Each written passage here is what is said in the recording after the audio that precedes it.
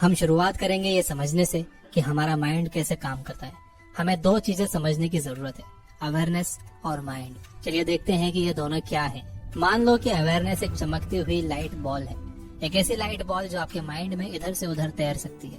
अब मान लो कि माइंड एक बहुत बड़ी जगह है, इसमें अलग अलग एरियाज हैं, गुस्सा, happiness, jealousy, food, art, science, technology, सब कुछ इस माइंड में हर तरह का एरिया है। आप आपके अवेयरनेस की उस लाइट बॉल को अपने माइंड के जो चाहे एरिया में ले जा सकते हो, आपकी मर्जी है। अगर वो लाइट बॉल आपके माइंड के हैप्पीनेस वाले एरिया में जाएगी तो वहाँ रोशनी करेगी और आप हैप्पी फील करने लगोगे। क्या आप हैप्पी हो? नहीं, वो अवेयरनेस की लाइट बॉल आपके माइंड के हैप्पीनेस वाले एरिया में है। सिमिलरली अगर वो लाइट बॉल गुस्से वाले एरिया में जाएगी तो वहाँ रोशनी करेगी। क्या आप गुस्सा हो?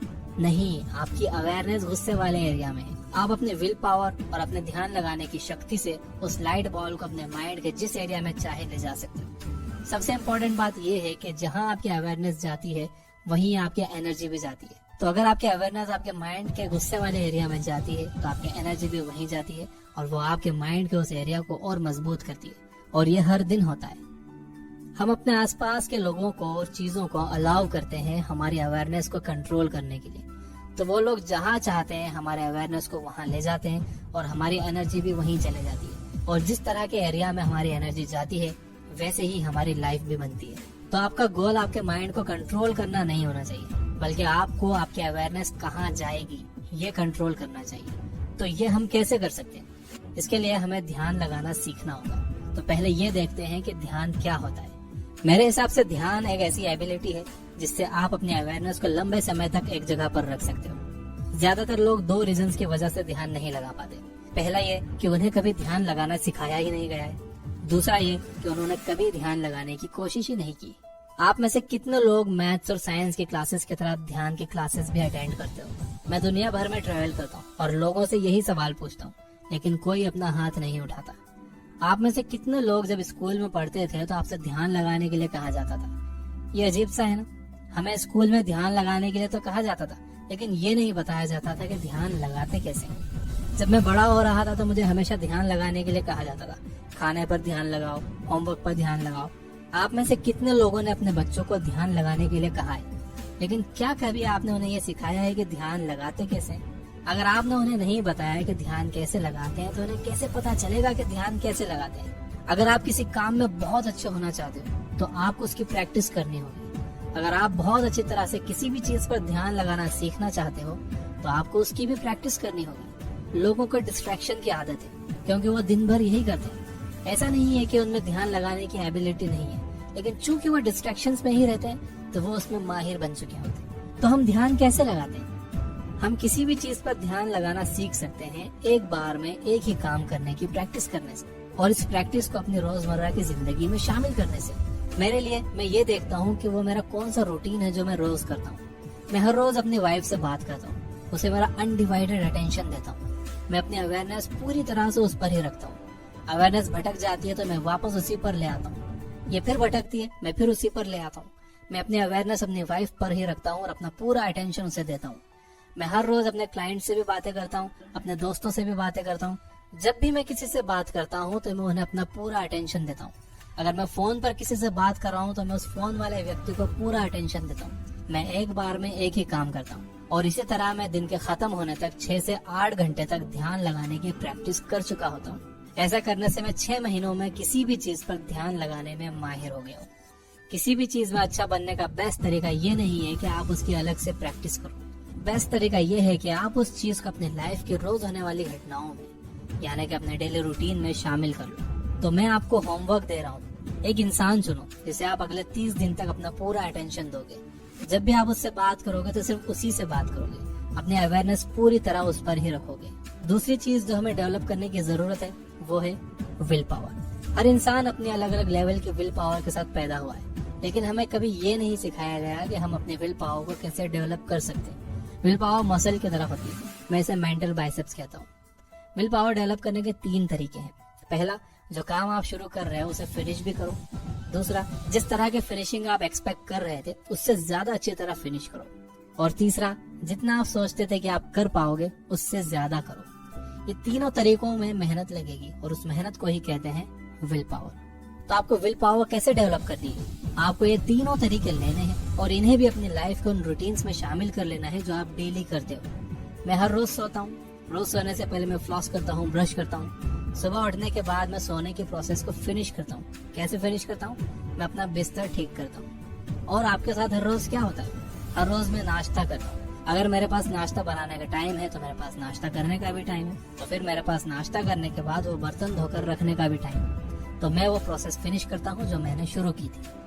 और मैं दिन भर जो भी काम करता हूँ उनमें ये तीनों तरीके अप्लाई करता हूँ। इस तरह से दिन भर मैं अपने विल पावर डेवलप करने की प्रैक्टिस करता हूँ। और जितनी ज्यादा मैं प्रैक्टिस करते जाता हूँ मेरी विल पावर उतनी ही स्ट्रांग होती जाती है। और अब मेरे पास बहुत सारी विल पावर है। 6 महीनों में मैंने बहुत सारे विल पावर हासिल कर लिए। तो जब मेरे अवेयरनेस भटकती है मैं उसे अपनी विल पावर से वापस उसी जगह ले आता हूँ जहाँ पर मुझे उसे लाना है।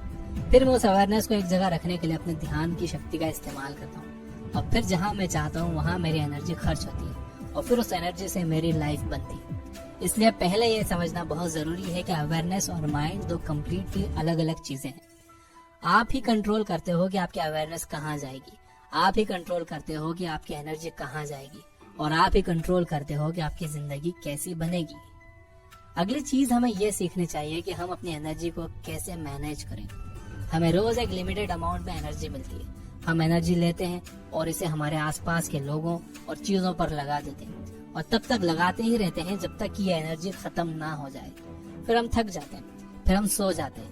अगले दिन सुबह हमें वापस उतनी ही एनर्जी मिलती है और हम फिर से वो एनर्जी लोगों में और चीजों में तब तक लगाते रहते हैं जब तक कि वो खत्म ना हो जाए। लेकिन एक चीज ज्यादातर लोग नहीं करते, वो ये कि वो कभी ये अंदाजा नहीं लगाते कि उनकी एनर्जी को वो कहाँ कहाँ इन्वेस्ट कर रहे हैं।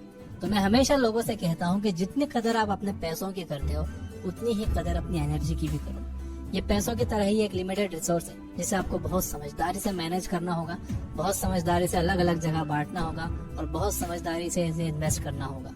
आप चाहे कितने भी अमीर क्यों ना हो, जब भी आप अपना पैसा खर्च करते हो तो पहले आप सोचते हो, समझते हो कि आप अपना पैसा कहाँ लगा रहे हो।